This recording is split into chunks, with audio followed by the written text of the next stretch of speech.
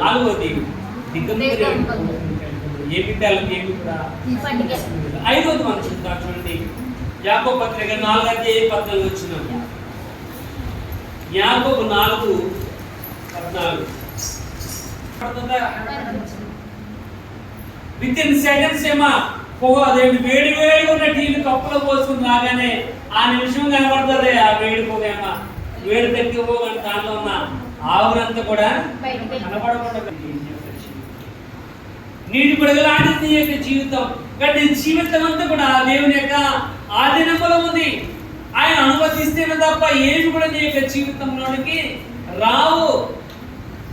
నీ జీవితం అంతా కూడా దేవుని యొక్క ఆధీనంలో.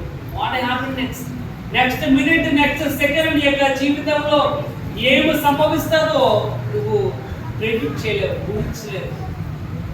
దేవుని యొక్క వాక్యం రాయబడుతుంది, నీ యొక్క జీవితము ఆవిరి వంటిది, నీ యొక్క జీవితం పొగ వంటిది, నీ యొక్క జీవితం. నీ యొక్క జీవితము నీటి పొడగ లాంటిది.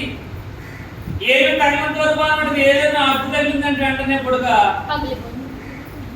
నీ యొక్క జీవితము నీడ పొడగ వంటిది, జీవితము పాంటిది. దేవుని నీ యొక్క జీవితము ఆవిరి వంటిది కనుక ఏ దేవుడు ఏమి సంభవిస్తుందో తెలియదు కనుక ఉన్న సమయంలో దేవుడు ఉండగానే ఇల్లు చక్కగా గౌరవించుకుంటాం.